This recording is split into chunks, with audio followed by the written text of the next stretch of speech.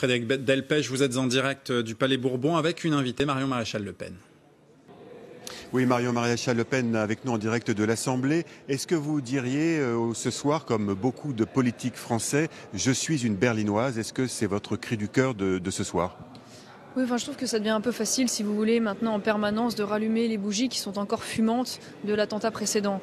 Plutôt que, une fois de plus, la multiplication des effets d'émotion et d'annonces, j'aurais préféré que le gouvernement français fasse peut-être une rétrospective, parce que cet attentat à Berlin nous rappelle quand même douloureusement l'attentat de Nice, avec le même mode d'action, l'attentat du Bataclan, les égorgements.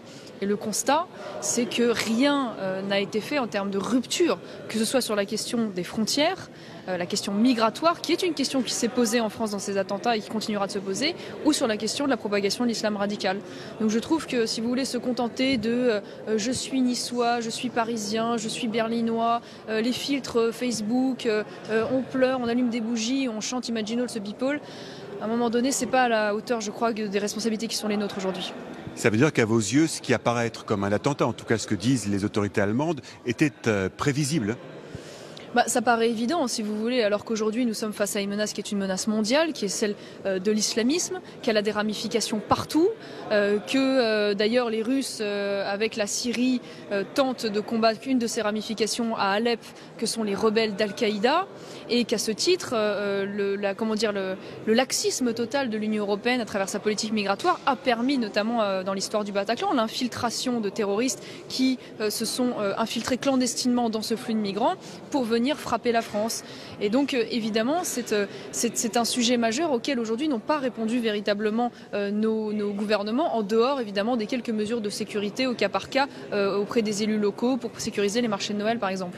Donc vous mettez en cause la politique d'Angela Merkel en matière d'accueil des migrants, ce qu'elle a fait depuis 1 an et demi. On verra évidemment ce qu'il en est sur cet attentat en particulier, parce que comme vous venez de le relever, on ne connaît pas encore aujourd'hui l'identité de ce terroriste. Mais en revanche, je m'en sers comme piqûre de rappel à l'égard de ce qui s'est passé en France, où la question migratoire s'était posée et où il n'y a pas eu de réponse véritable. Je vous le rappelle, même à Nice, le terroriste en question était un étranger tunisien, multirécidiviste, qui n'a jamais été expulsé du territoire et qui fréquentait à Nice une des mosquées UOIF, ces fameuses mosquées rattachées aux frères musulmans, qui en France ont droit de cité, sont assis à la table de République, sont financés parfois par les pouvoirs publics en local, sans que finalement personne ne s'en indigne outre mesure.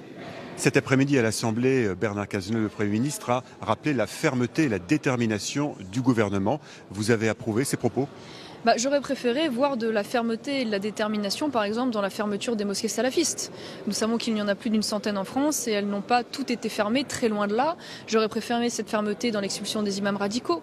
J'aurais préféré cette fermeté dans le refus de subventions, de financement étranger de la part de pays comme le Qatar ou l'Arabie Saoudite dans nos banlieues françaises, dans les mosquées françaises. Or, je ne vois rien de tout cela. Je vois un gouvernement impuissant qui est tétanisé par la peur de l'amalgame et de la stigmatisation, au détriment d'ailleurs de l'ensemble des Français, y compris musulmans, et qui est tétanisé, ou en tout cas totalement impuissant, voire complice, de cette submersion migratoire, qui est un véritable danger aujourd'hui sur le plan du terrorisme. Est-ce que pour vous, cette thématique, ce sujet du terrorisme va s'inviter dans la campagne présidentielle? Ça paraît évident, et je l'espère bien.